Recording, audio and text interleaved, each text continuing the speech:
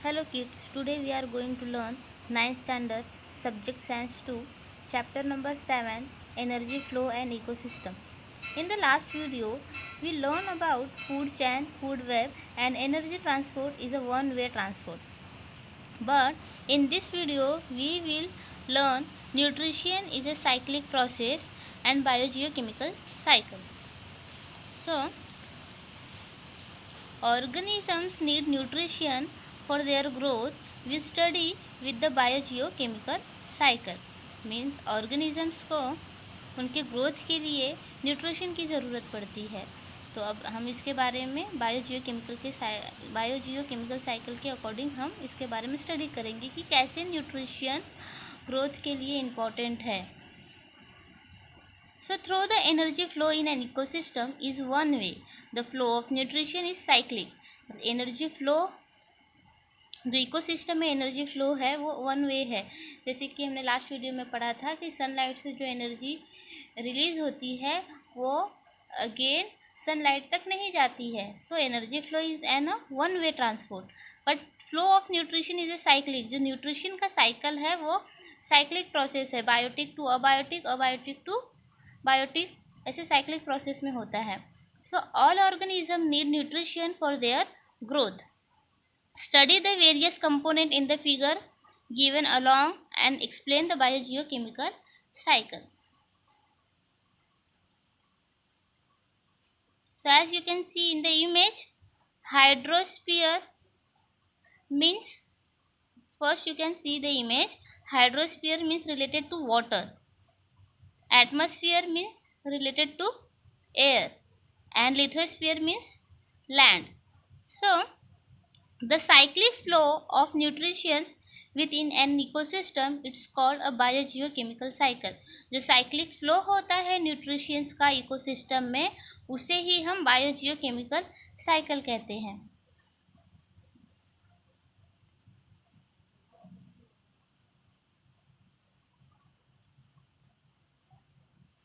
Nutrition necessary for the growth of organism are continuously transferred from abiotic to biotic factor and biotic to abiotic factor within an ecosystem.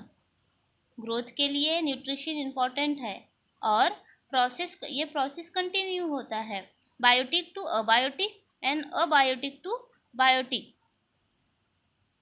I hope you are all understand nutrition is necessary for the growth of the organism and it continuously transfer from abiotic to biotic factor and biotic to abiotic factor. So यहाँ पे ये समझना चाहिए कि biotic and abiotic factors कौन कौन से हैं. So abiotic factor means mineral, nutrients, water, carbon dioxide gas, oxygen, nitrogen, these are all abiotic factor.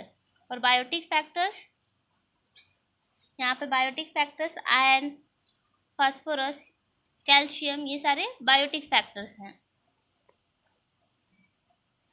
So this cycle operate continuously through the medium of biosphere form by the lithosphere, atmosphere and hydrosphere.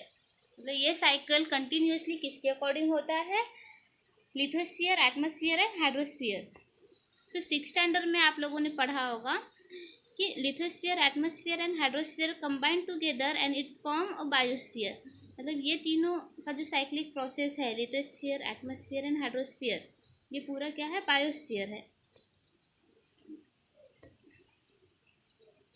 The recycling of biological, geological and chemical source of nutrition in this process is a complex process and depend upon the level of energy transfer in the ecosystem. ये cyclic process है biological, geological and chemical source का, nutritions का, वो बहुत complicated है और ये dependent है level of energy transport in A ecosystem.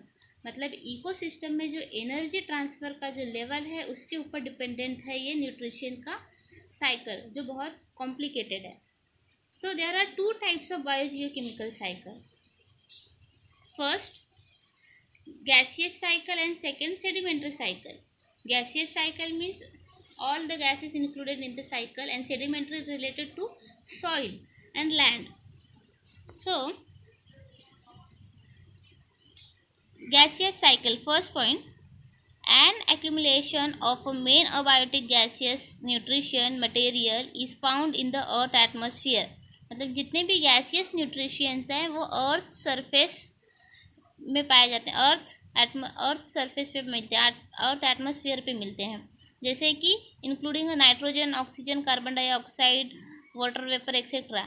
Means earth atmosphere में गैसियस न्यूट्रिशियंस मतलब अबायोटिक गैसियस न्यूट्रिशन कौन कौन से हैं? Nitrogen, oxygen, carbon dioxide, water vapour etcetera.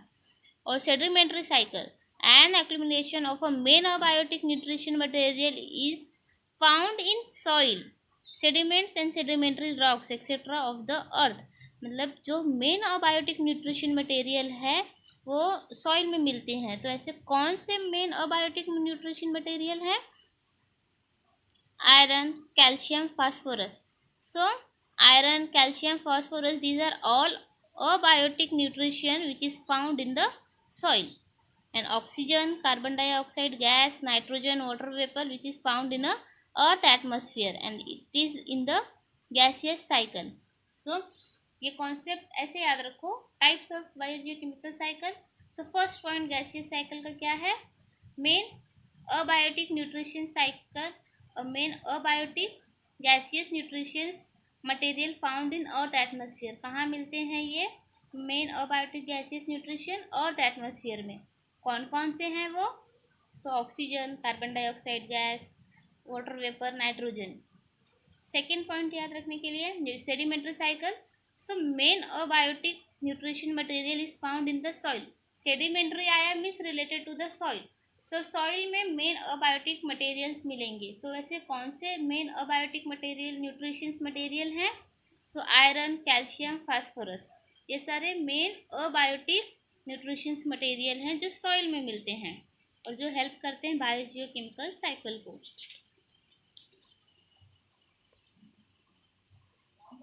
The gaseous cycle is a speeder cycle than the sedimentation cycle.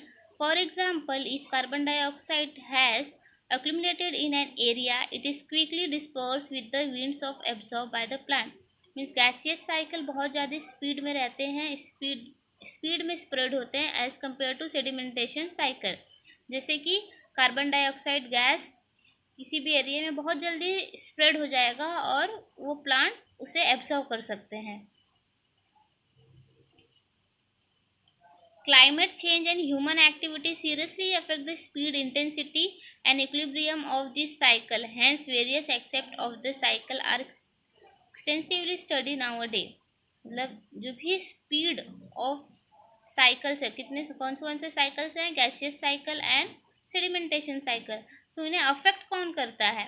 Climate change, human activity and speed intensity. मतलब climate change और human activity की वजह से उनके स्पीड और इंटेंसिटी पे affect होता है। किसके स्पीड और इंटेंसिटी पे अफेक्ट होता है? Gaseous cycle and sediments cycle की जो प्रोसेस है न्यूट्रिशन फाउंड करने की, न्यूट्रिशन जनरेट करने की जो प्रोसेस है उसके स्पीड पे अफेक्ट पड़ता है। किसकी वजह से पड़ता है? Climate change and human activities की वजह से। सो इन शॉर्ट याद रखो कि इक्विलिब्रियम बैलेंस बनाने के लिए जो साइकिल्स हैं gaseous cycles and nutrition sedimentation cycles, उनमें अफेक्ट किसकी वजह से पड़ता है? Climate change and human activities की वजह से। और किस टाइप के अफेक्ट्स पड़ते हैं? Speed and intensity.